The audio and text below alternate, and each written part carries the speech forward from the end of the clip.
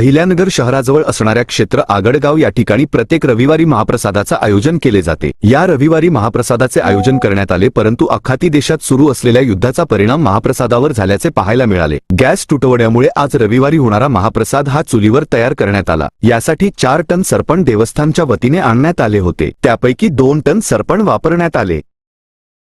श्री क्षेत्र काळ भैरवनाथ या ठिकाणी गेले 22 वर्षापासून या ठिकाणचा अन्नदानाचा महाप्रसाद चालतो आणि हा महाप्रसाद बनवण्यासाठी वेगवेगळ्या भक्तांच्या माध्यमातून या ठिकाणी देणगीच्या रूपाने असेल किंवा वस्तूच्या रूपाने असेल असा महाप्रसाद बनवला जातो।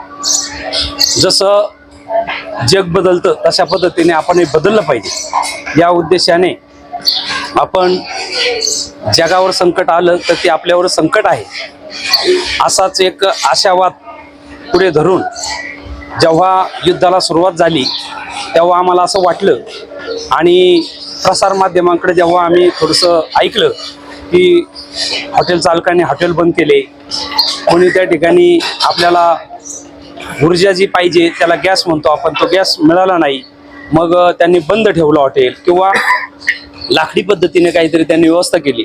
तर आम्ही पहिल्यापासून सतर्क होतो की गॅसची व्यवस्था आमच्याकडे आहे, परंतु पहिल्यापासून आम्ही 50% गॅस आणि 50% लाकडाचे चुली या ठिकाणी वापरतो आणि म्हणून आजही या ठिकाणी आजची परिस्थिती ही अशी आहे की 5000 भाविक या ठिकाणी येतील हा अंदाज धरून आपण या ठिकाणी सर्वांना भाकरी, आमटी, ठेचा, त्याबरोबर ज्या असणारे सर्व पदार्थ आहेत, भात असेल किंवा त्याबरोबरचा गोड पदार्थ, हे सर्व बनवण्यासाठी आपल्याला तर ऊर्जा लागते किंवा शिजून ते घ्यावाच लागतात। म्हणून यासाठी आम्ही गॅस कोणत्या पद्धतीने आपल्याकडे उपलब्ध असेल किंवा नसेल, जो आहे त्या परिस्थितीमध्ये आम्ही पुन्हा आम्हाला मिळेल की नाही, तर त्या अगोदर आम्ही वेगवेगळ्या प्रकारच्या आपल्या अगोदर जे भाविक आहेत त्या भाविकांना विनंती केली की जर कोणाकडे लाकडं असतील जे तोडून ठेवलेले असतील, वाळून गेलेले असतील, सुकलेले असतील, अशा प्रकारची लाकडं त्याची एक आवाहन केलं आणि आवाहन केल्यानंतर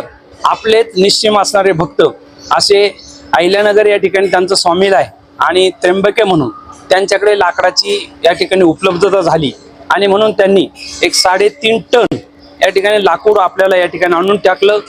हे टाकल्यानंतर आपण त्यामधून आमटी असेल, बाजरीच्या भाकरी ज्या आहेत चुलीवर, त्या चुलीचं सुद्धा सरपण त्यांनी छोटं छोटं त्या ठिकाणी दिलं आणि मोठ्या भट्ट्यासाठी सुद्धा दिलं। आणि त्यामुळे हा आठवडा तर आपण यामध्ये भागवणार आहोत। पुढील नियोजन आम्ही लाकडाच्या पद्धतीने करणार आहोत।